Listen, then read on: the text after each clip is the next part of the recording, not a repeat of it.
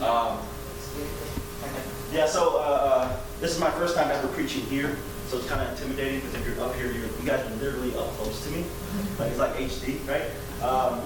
But I'm so thankful for by the way, if you don't know who I am, I'm Gene, one of the leaders of Symposia, and that's my beautiful wife over there that was playing the guitar.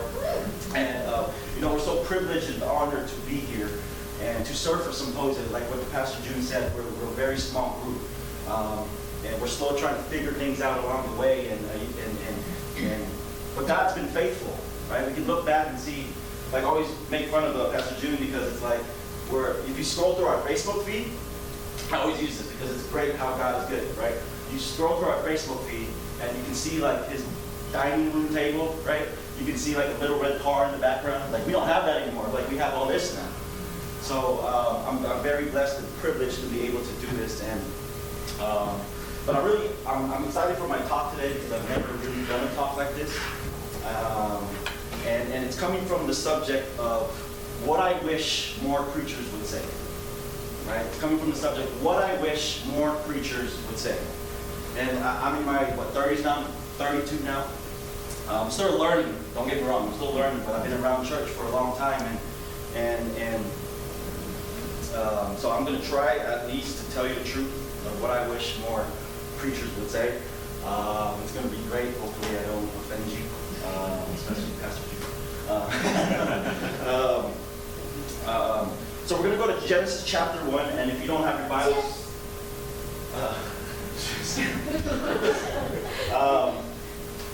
So we're going to go to Genesis chapter 1. If you don't have your Bibles, it's okay. We have our Sky Bible here.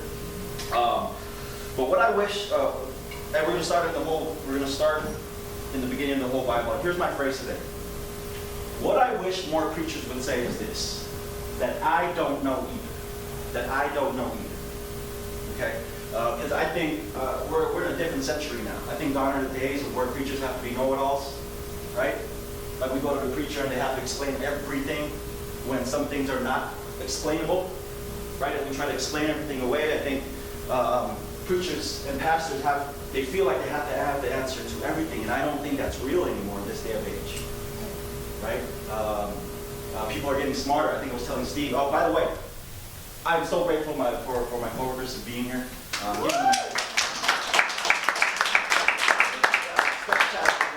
Because you guys are amazing. But there are plenty of times in our lives where we have to be willing to admit that I don't know either. Right? I don't know either.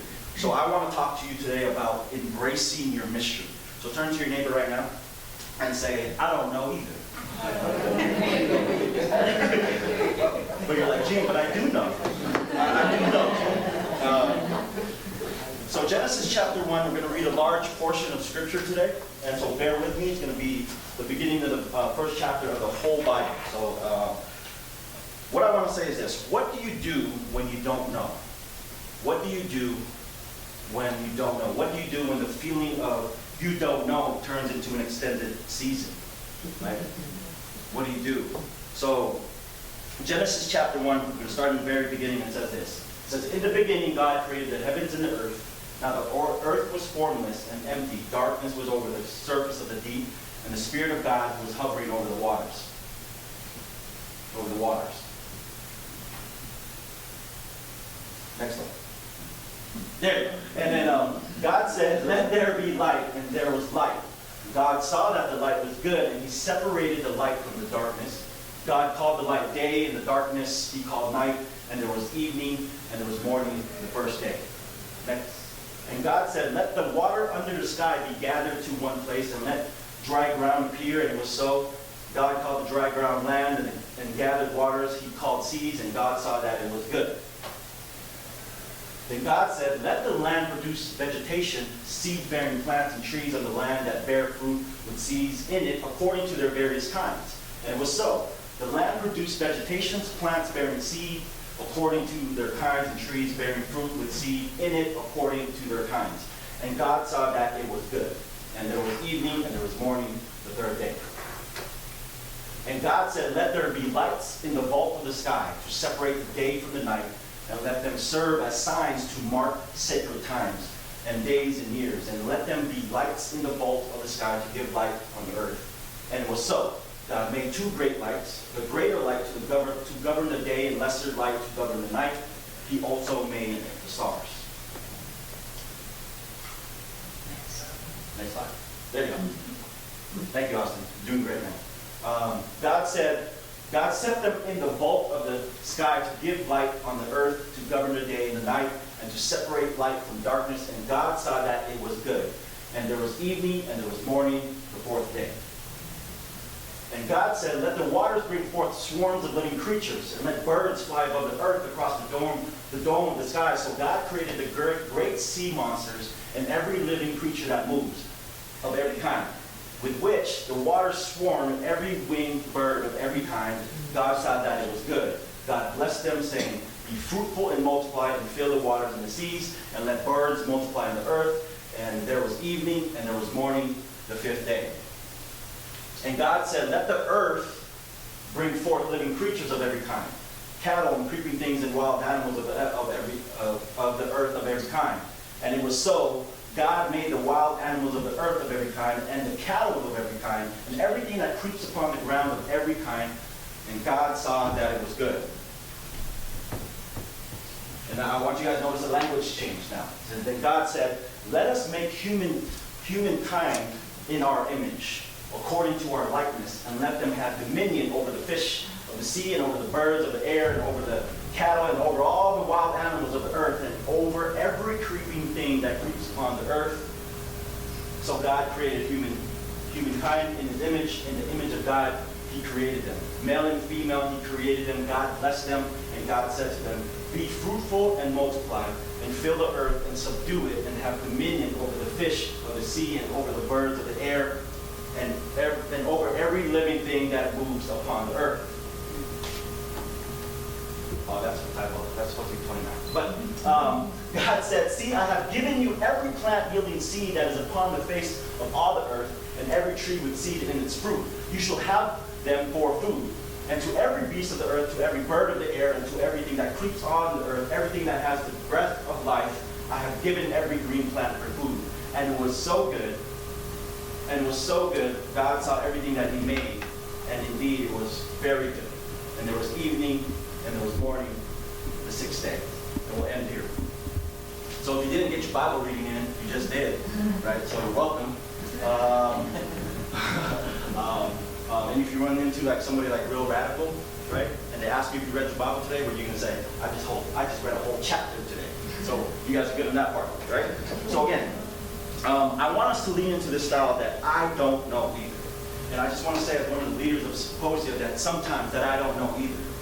That we're still trying to figure this whole thing out of starting the church, right? So there's some times in our life that we can say that I don't know either, right? And as Pastor June gave me a shout out, I'm going to give him a shout out. I'm going to throw it right back at you. You know what I appreciate about Pastor June? If you guys don't know who Pastor June is, he's very intellectual, very educated, very handsome, right?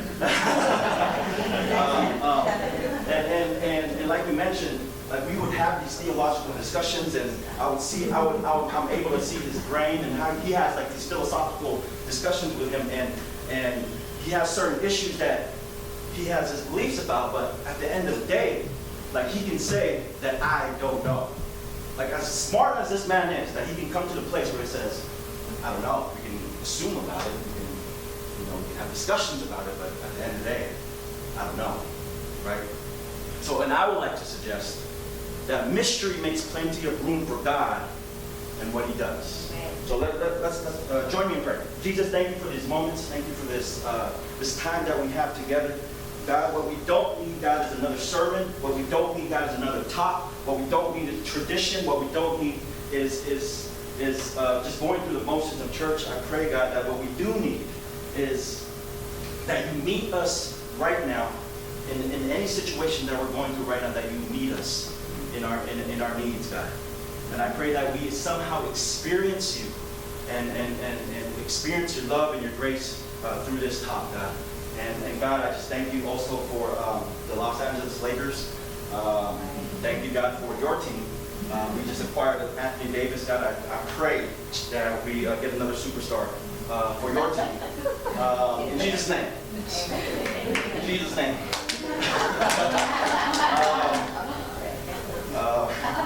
Go Lakers.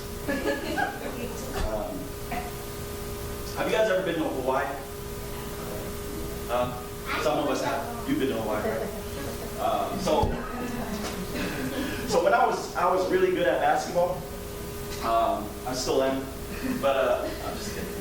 No. So my dad's in the front here with my mom, and we used to go to these tournaments, right? We used to go to these tournaments throughout Southern California, sometimes in Northern California, and there was an opportunity for us to go to Hawaii. Remember that? Yeah, it was like 5 days. I was like, wow, I'm gonna play basketball and go to Hawaii. Like, this is gonna be amazing, right? And so we went through the tournament and all that. And as a basketball player, when you're in Hawaii, right, it's just beautiful. If you ever land in Hawaii and you just go through like when you land in Hawaii, you can't really see like the ocean, right? Like, because you're in the airport, all this urban stuff going on, you can't really see. You can see it from afar, but you can't really see it, right? So I remember when we were traveling from the airport to, I think we were in Waikiki. Is that how you say it? Yes. So we were driving, and as you were getting into the city, it just opens up. Like, wow, like there's this ocean, you can see the palm trees, like it's so busy, and people are like going into the ocean, they were having fun, they're getting the tan on, right? And I remember when we were going to doing the tourist stuff, you know, you go into the coral reefs. Have you guys ever swam through the coral reefs? No? None? Just me? Okay. So we went to the coral reef, and so there's a shore, and then it's about 50 yards to the coral reef. So it takes a little while. So you go into like safety school, like kind of like Amazon, right? Go to safety school.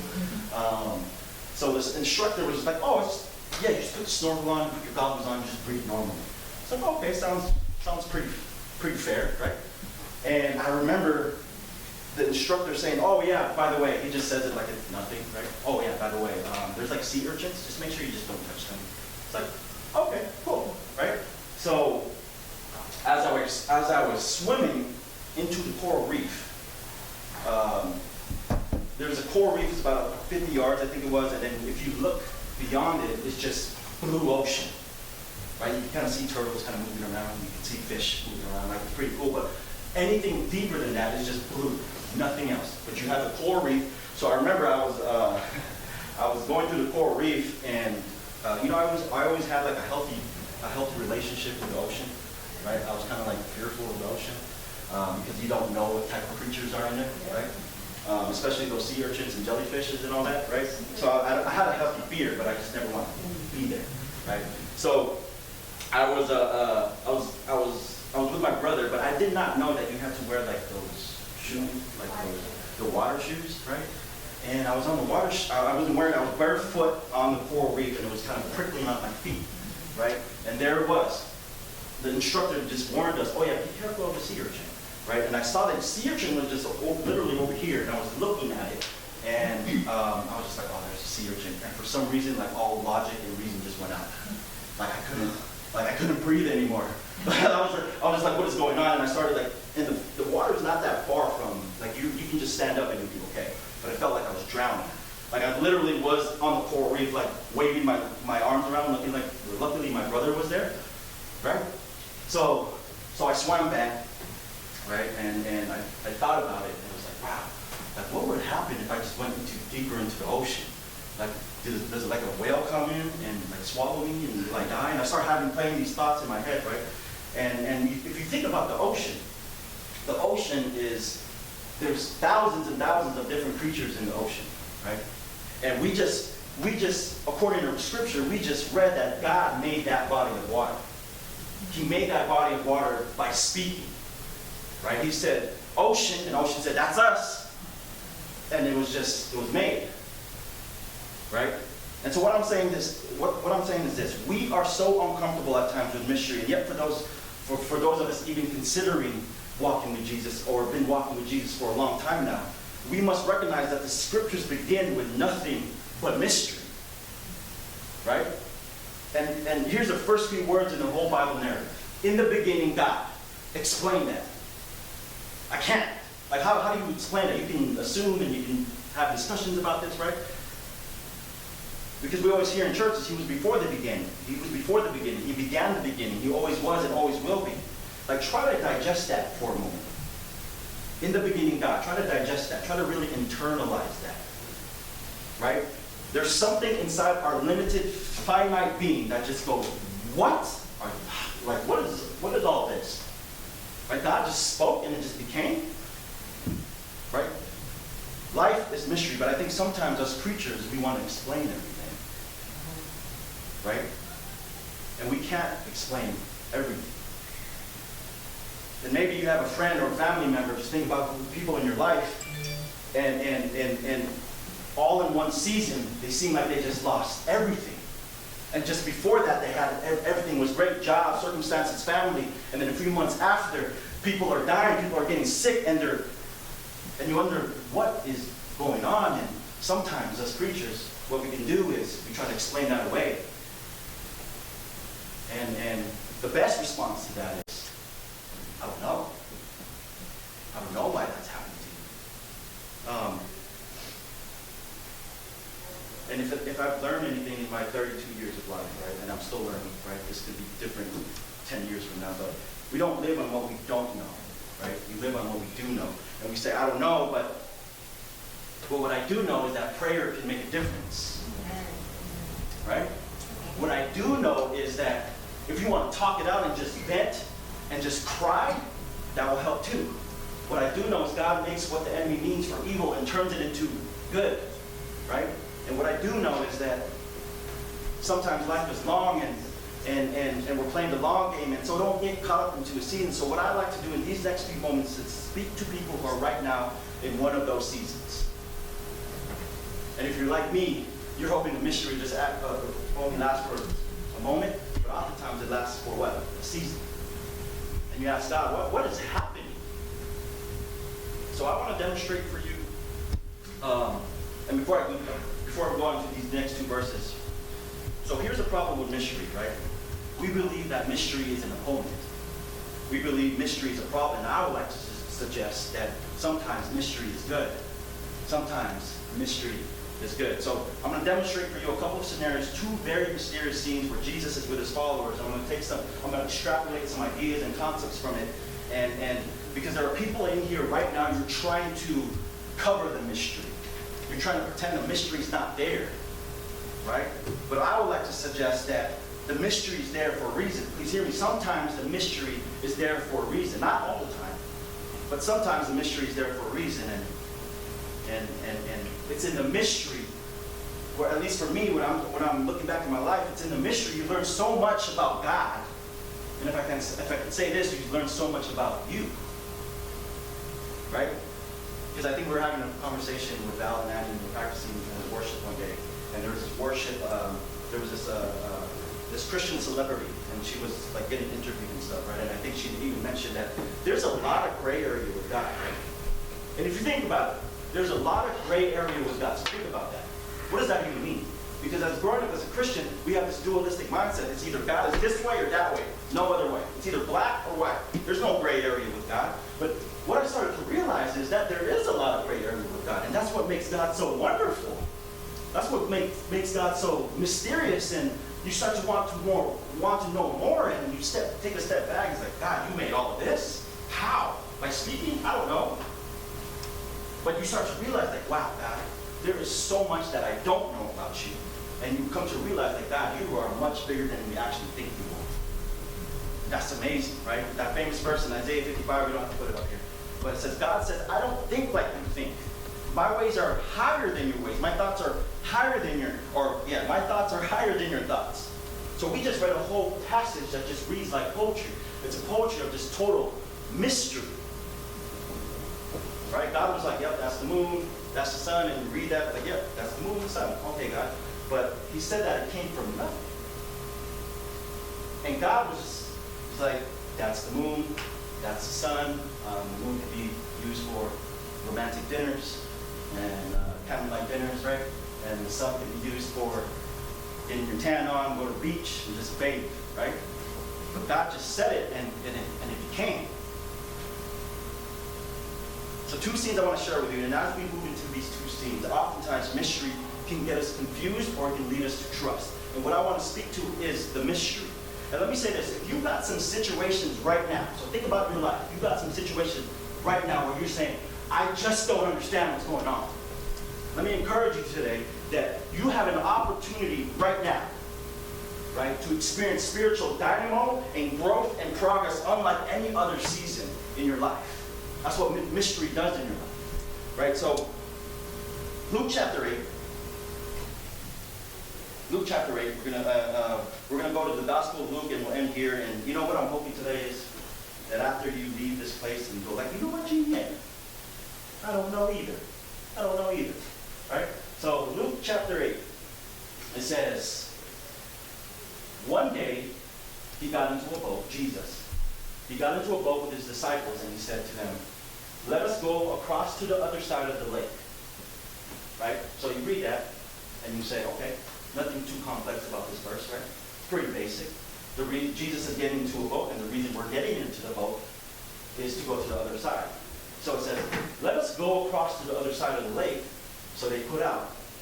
And while they were sailing, he fell asleep. Jesus, he fell asleep.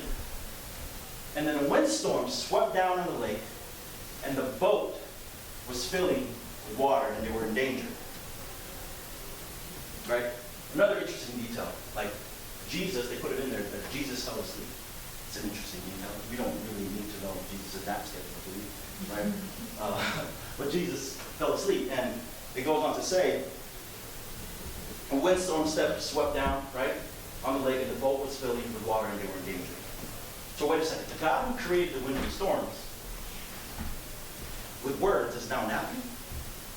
And it seems like the wind and the storm are winning? Like, for me, it took me a while to get, like, read this and say, like, what is going on here? Right? And it goes on. It says, so it says, the boats were filling with water, and Jesus is still asleep. Right? Think about that. Jesus was sleeping, and there's a windstorm going on. Right? That's some deep sleep. Right? So it took me off guard. Right? I was like, what kind of boat are they sleeping in? Like, where Jesus was just napping while windstorms are happening during this, and the disciples were probably scared, right? And Jesus was just napping. So I did some very deep research, right? Scholarly research. I went on Google. and then show them this boat. Awesome. So this is the boat, according to historians, that the disciples and Jesus were kind of riding in, kind of sailing through the Sea of Galilee, right? So you can kind of see like how fragile this boat can be, right? So Jesus is probably right here, disciples over there screaming their head off, and they're trying to wake up Jesus, right? So I was wondering, like, how is this? How are they surviving?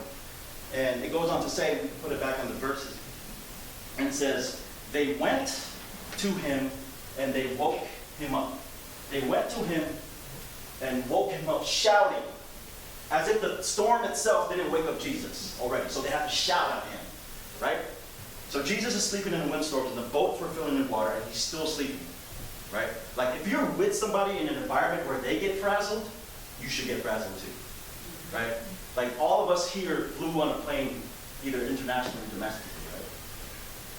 And usually, there's a little or a lot of turbulence, right? And I shouldn't be saying this if you guys are scared of flying, but let me say this. But I kind of like turbulence, right? It's kind of like Disneyland in the sky, right? Because you kind of lose full control, and you have to really put your trust in the pilot, right? So in all my years of flying, I've never heard the pilot or the flight attendant just go, ladies and gentlemen, in Jesus' name, get back in your seats, right? You never heard that in your life, right? You know it's really bad if he does that. But in all my life, the flight attendant's kind of like very calm, cool, collected, right? He goes, ladies and gentlemen, it looks like we're going to get some turbulence. can you kind of get back to your seats and make sure those belts are tied around you? Right? I don't know if it's that promiscuous, but you know what I'm saying? But Jesus, the wind creator and the water maker, he's still sleeping, and they go, Master, Master, we're perishing. Another translation says, we're dying. And here's the first observation I want to make about this. You know what's amazing about mystery? Mystery, you will face your weakness. In mystery, you will face your weakness. And sometimes we think that's bad. That's the problem. When mystery hits, you go, oh, I'm not going to deal with that. I'm going to keep myself busy all day long because I don't want to even think about what's going on right now. Right? So recently I watched this YouTube video, and yeah, YouTube's amazing. That's where I watch all my videos. But there's these inmates. They were on death row, okay, and they were being taught how to meditate, right? How to get into your thoughts. And you got to keep in mind, these are rough and tumble men. They're on death row. They're about to die, right? And so after about an hour or so of meditating, these men just broke down and they started crying because for the first time in their life, they actually faced what they had done. It's funny, in mystery, it's amazing how suddenly you are faced with your weakness, or you're faced with your humanity, and sometimes we think that's bad. In scriptures we hear, for when I am weak, then I am strong, for the power of Christ rests upon me. One of the best things that can happen to us is for you to face your weakness, right? And oftentimes we're in churches where you can't say you're alone, right? We have to put up a facade. Oftentimes you're in churches where you can't say that you're alone. Oftentimes you're in churches where you can't say, I don't think I'm going to make it. And here's the big one, because it's very polarizing now throughout the nation. Oftentimes in churches you can't say you're depressed because you don't have enough faith. Like, where do we get that language? Right? And then I've been in church for so long, and you start talking like, hey, brother, sister, come here. Let me talk to you, man. Let me talk to you. Yeah. So I was just overhearing your conversation, and you're telling people you feel alone. Yeah. I said, well, you got to start speaking faith, brother. Like, but I feel alone. Boy, you keep feeling alone. If you keep telling other people you feel alone, you got to start speaking. You got to start telling people you feel alive. Like, what? Like, where are we getting that from? Right? Master, we're perishing, we're dying. I don't know, did God create the storm? I don't know. And I can't do this anymore.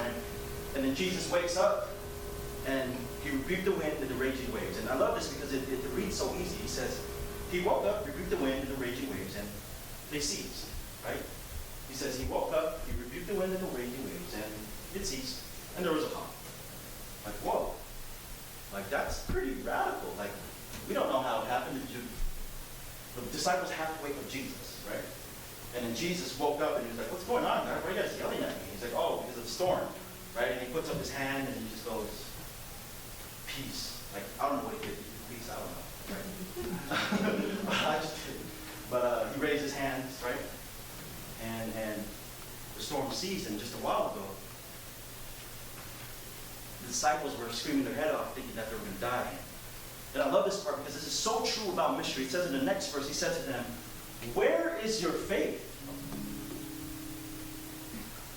He says, where is your faith?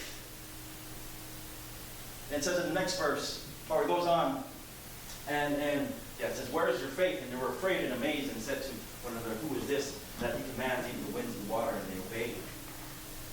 But it's funny because the disciples didn't respond to where is your faith, right? It was more of a statement than a question, right?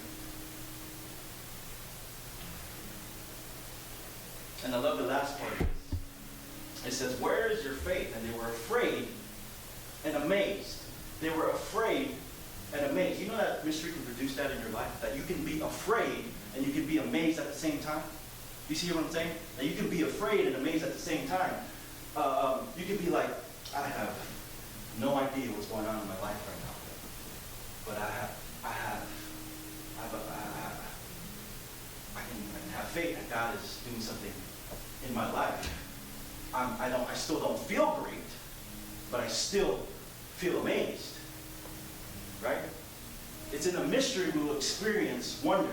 Whatever happened to wonder, I think we were talking about this. As we grow older, whatever happens to wonder, we're going to leave that to the kids to experience wonder. We need wonder as much as the kids do. Or kids don't need wonder as much as we need wonder. There are moments in my life where I need God to do some wonder in my life. And to where you put in so much trust in God to where you take yourself out. And you look back and be like, whoa, God, you did that? Right? And we get so busy. We say to ourselves when the mystery kicks up, right, I'm going to figure it out. I'm going to get to the other side. I'm going to work this out. And you start to explain this, right? This storm is a direct correlation because I started going here, and then I started dating him or her, and then I started going to church, and we start to explain everything. You know what? Storms just happen in our lives. Pain just happens in our life. There's some things that happen. You know what the worst things? I'm sorry, I'm venting, if this is okay, right? There's this lingo going around the church that says, you know why you got into an accident, brother? Because you stopped going to church. Like, where do we get that language from? Storms just happen. And sometimes we think the storms are a direct correlation of what we do and what we don't do. And I think Jesus did that with a smile, right? The disciples woke up, and our disciples were screaming. And they wake up Jesus, and Jesus was probably drenched from all the water he was sleeping in. And the disciples were probably like, Jesus, what are you doing? You're sleeping in a pool of water. And he's like, oh yeah, Dad. He's like, oh, this is why you're screaming. Right, peace. He just waved his hand, peace. And he looks at him and he's like, where's your faith? Like, you know what I mean? Like, so childlike. Right? So let's pretend our mystery's not there. Let's not play pretend. Let's embrace it. There are some people in here you feel like God told you to go to the other side, and you're on your way to the other side like God told you.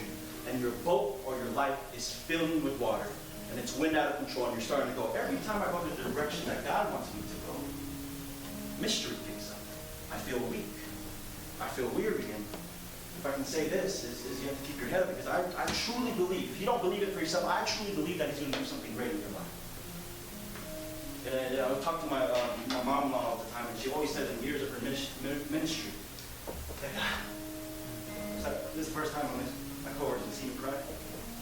And she goes, God's going to surprise you. God's going to surprise you. And our last thing here, the last thing I want to look at is actually just a few pages later. Is in Luke chapter 9. And Luke chapter 9, Jesus has just quoted, and what we learned last week about radically being committed to Christ. And Jesus, he says to his disciples, if you want to follow me, then you have to deny yourself, pick up your cross, and follow me daily. Right? And we'll jump to verse 28, or chapter 9, yep. And it says, now about 8 days after these sayings, Jesus took with him Peter and John and James, and they went up to the mountaintop and prayed. Right? So they're just going to do some more praying like they've never done praying before. And while he was praying, the appearance of his face changed. In other translations, it says it's altered. I'm going to say this right now, if I can be honest. If I see any of your faces changes, like during this prayer reading, I have no idea what I'm going to do. Okay? So this is how I read my scripture. I read it like visually, like I see it visually. Right? And it goes on. It says, while he was praying, the appearance of his face changed, and his clothes became dazzling white. And suddenly they saw two men, Moses and Elijah, talking to him. What? Moses and Elijah, if you don't know, they're from like Old Testament, right? They're like 5,000 years old. So they just got transported 5,000 or 2,000, whatever it may be, with Jesus, and they're in the prayer meeting talking. And so Moses and Elijah, right? They just been transported some 5,000 years. They're standing in the prayer meeting with Jesus. And it goes on, they appeared in glory and were speaking of his departure, which he was about to accomplish at Jerusalem. And I love this because Moses and Elijah was like, Jesus was talking to Moses and Elijah, and they were saying, I'm about to do it. I'm going to do it now. And Moses and Elijah was like, okay, you're the man, Jesus. Thanks for letting us be here. And it goes on. He goes on to say that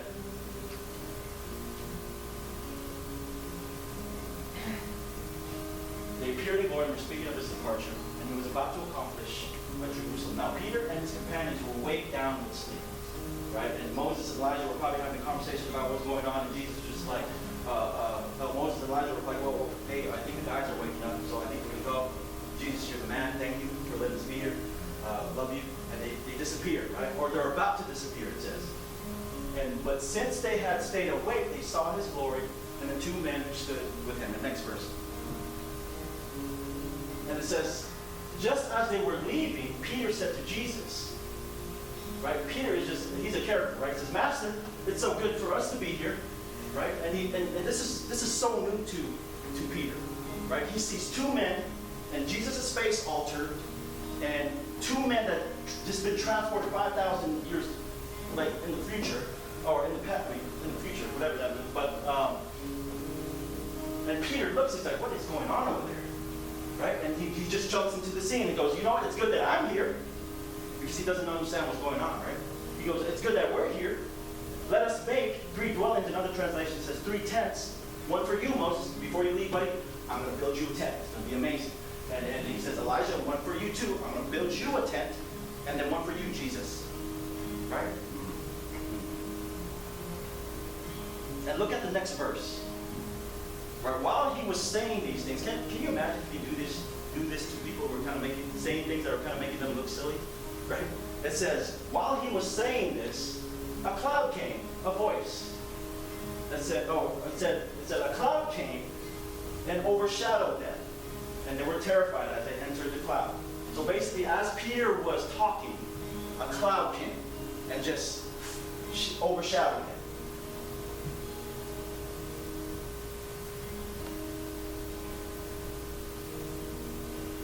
So I love this part, right? The cloud came, a voice that said, this is my son, my chosen. Listen to him. This cloud was basically telling Peter, this is the nicest way that God was telling Peter to just be quiet. Just be quiet, right? And he said, this is the cloud, this is me saying to stop, right? And so when the voice, it goes on to say, when the voice had spoken, Jesus was found alone. And they kept silent in those days, told no one any of these things they had seen. Right? Peter was telling the disciples, like, don't you guys dare tell anybody about what happened today, or how much I embarrassed myself. Luke was just like, yeah, right, I'm going to write all this down, right? But a couple of observations as we conclude. I think oftentimes we run away from mystery. We avoid it, we cover it, we pretend it's not there, we're afraid of it. And again, we're establishing today that I don't know is a good thing.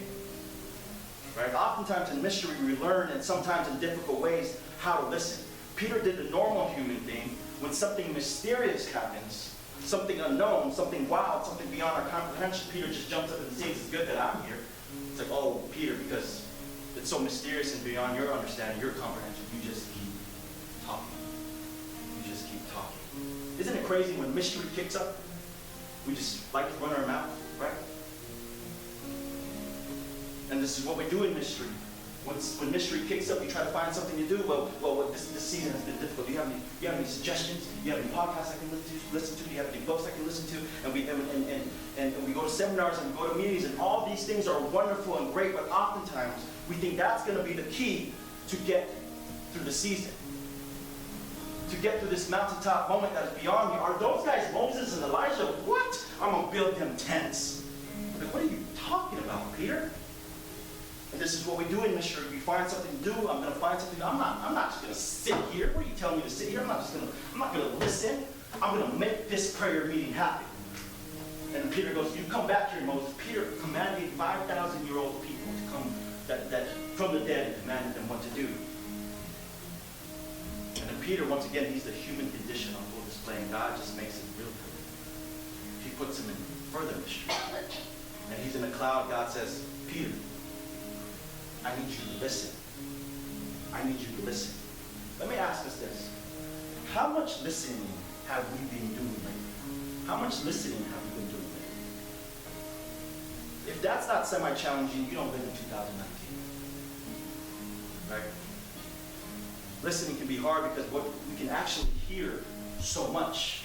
We hear so much, and we don't oftentimes take the time, take a moment and just listen You hear what I'm saying? What do we hear? We hear music. We hear podcasts. We hear.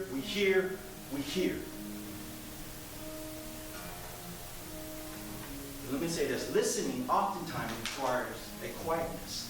When was the last time you got quiet inside and out? And just listened? You know what's crazy? After God says to Peter, listen, nothing else was said. Right? Because Peter was like, or we're like, oh, I'm going to listen, all right. I'm going to listen, but I better hear from the Lord. Like we always have to listen, or we always want to hear something. Right? And there's a story about two boys, two brothers, and this may be true or not true. But there's these two brothers, and the mom was like, oh, you guys are going to hear from God tonight. And the two brothers are like, oh, okay. Sounds good, Mom. And so they were getting ready to sleep, and they're getting ready, and they started to pray. And the mom came in, or they're praying for a little bit, and the mom came in a few moments later, and was just like, okay, sons, you guys can wake up. And so the brother wakes up, right? And the mom asks the brother, what'd you hear from God? And the older brother goes, well, I think God told me this. I think God told me this. And I think God was telling me to date her. And the mom was like, okay. I don't know about the last one, but and the younger son still had his eyes closed. And he was just kind of squinting his eyes. And or clenching his eyes, kind of like he looked like he was constipated. And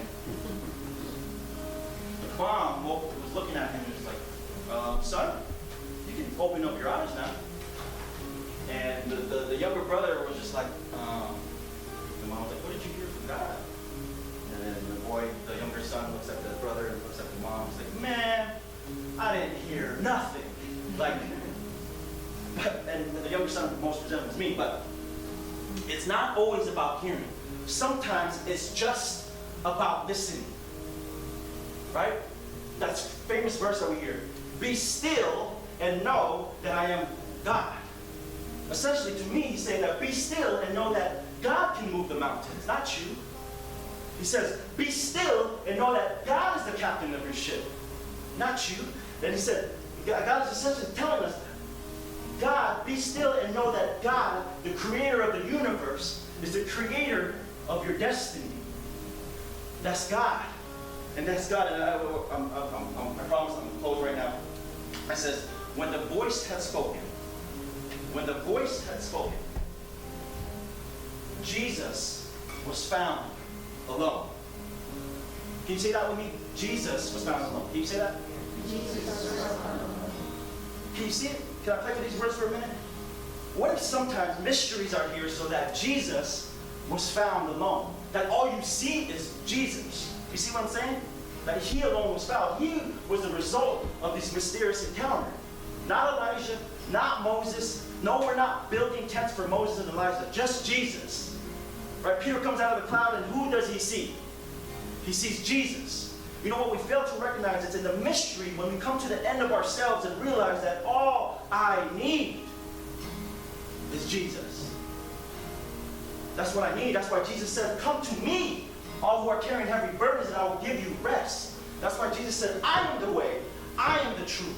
And when the storms kick up and the winds build, and the waves surge and the clouds move in that cover our understanding, it's in those moments you might experience the zenith moment of the human existence, which when it dawns on you that all I really need is Jesus. That Jesus is enough. And Pastor June, he alluded to it when we started. You know, my family and I, we lived in the Bay. And we lived in the Bay for a year. And it was a great experience because that experience is what led me here, in this place now. And I remember getting an interview for this tech position in San Francisco. It's like, oh yeah, I'm getting the tech job in San Francisco, right? I thought it was all cool. And I get the call, and I was like, oh yeah, I'm gonna move my family now. I'm gonna move my family to the Bay Area. It's gonna be amazing. I get great pay. Oh, I live in a great area. Oh, I'm gonna have my family, and we're gonna be set. And that whole year that we were there, we got plugged into a church community. And I give them a lot of credit for where I am today, because there was such a lovely church, right? Even in my questioning, even in my times of doubt, they're just like, you know, you're okay. I don't know, even that. Like, those are one of the best phrases that you can hear from somebody. It's like, I don't know, but I know I love you. It's okay. Right? And I got plugged into that community, and I started to have this impression from God that He's calling me back into the ministry. If you don't know, like, this has been happening for 10 years now in my whole entire life. Like, there was a fork in the road where I choose to play basketball or I go into the ministry. I chose basketball, right? Because pastoring, what? That's not glamorous. We don't make $100,000 being a pastor. So I chose to play basketball, and I always think, like, well, I wonder what God was saying. You know what? I'm gonna let him play wherever he wants to go, and I'm gonna let him play for a team. Eventually, I'm gonna reel him back, and then he has to play for my team, right? And so 8 years, 10 years later, and I was getting these impressions, and I contacted Pastor June because I was having these questions. And how do you have all these doubts? And how do you have all these things about God? And how do you get plugged into a church? And we were still living in the Bay. And I was talking to him, and he was just like, yeah, it's hard for me too. And then the conversation about starting a church popped up, and I was going through this emotional time because I was thinking about going into the ministry now, because there was one moment when the preacher of this church that we were attending, they were looking for pastors. And for some odd reason, I just started to break down, and I started to just cry uncontrollably. And from that moment, I realized that, like, wow, God, like, I can't deny that. I can't deny that experience. Like, I can't theologize about that. I can't discuss that. I don't know. It just happened. Right? And I stepped into faith, and we started this church and symposium. And you think everything will be all dandy and great. No, it wasn't. We're still trying to figure out how to build a church. 7, 8 months in. Trying to figure out what's going on. And there was a moment, if most of you know, that we had to take a break. Right? We had to take a break. We had to take a step back. And I wasn't even planning to say this today. Because oftentimes in churches, you can't say you're depressed. And I'm sorry if this is going to make me vulnerable, I don't know. But I was going through a period in my life where I was like, man, I'm a fairly positive guy. I've never went into deep depression like that in my whole entire life. And I got so mad at God. I was like, God, what is going on? You told me to go to this other side, now I'm feeling this? Like, this doesn't even make sense, God. I still don't know. But God, in this still, small voice, I heard God, there was an audible, it was just an impression. It's like, son, I'm enough. That's all you need is me. All you need is me. As cliche as it sounds, you know, I can't explain the storm, I don't know. I can't explain the fog and the clouds, I don't know either. And we can lean into these stories and go, why the mystery? Why the cloud, God? And we can just have these deep theological discussions about that. But what I do know is that Jesus is the same yesterday, today, and forever. Oh, how many times I've talked to people and growing up in the ministry, and you try to explain everything. You say, oh, but why do you think all this is happening? You say, well, I think it's happening because, you know, God told you to go to the other side, and on the other side, all these storms came. But now I just look at them, and you get the privilege and the honor of somebody opening up their lives to you, being real vulnerable, and trying to explain it away. But now I just say, I don't know. I don't know. But what I do know is that I'm here for you. What I do know is that God loves you. And what I do know is that mystery can do things for you that nothing else can. That mystery can do things for you that nothing else can. You know, you meet somebody who's really gone through pain, translation, mystery. And there's something about people like that. They've been through some mystery, and they're still walking, and they're still talking, and they're still encouraging. There are people in this room, I want you to know that if you can hear this from me, that God's proud of you. That God is proud of every single one of you. He knows it's hard. He knows what you're going through. He knows it's difficult. He's not mad at you. At least I don't believe he is. just trying to go to the other side, and all these resistance and all these challenges come. And like, God, what's happening? I don't know, but we do know is that Jesus is good, and He is God. And I got a sense that you're going to make it through the fog. You're going to make it through the storm. Will it hurt, Gene? Yeah, a lot of times it does. Will God take the pain away? Nah, sometimes He doesn't. This is what I wish more preachers would say. But again, supposing we're going to live on and we're going to live on what we do know, and what we do now is in these conundrums of life. When mystery kicks up, we see our weakness, we're primed for wonder, and we learn to listen. And we come to that all-important place.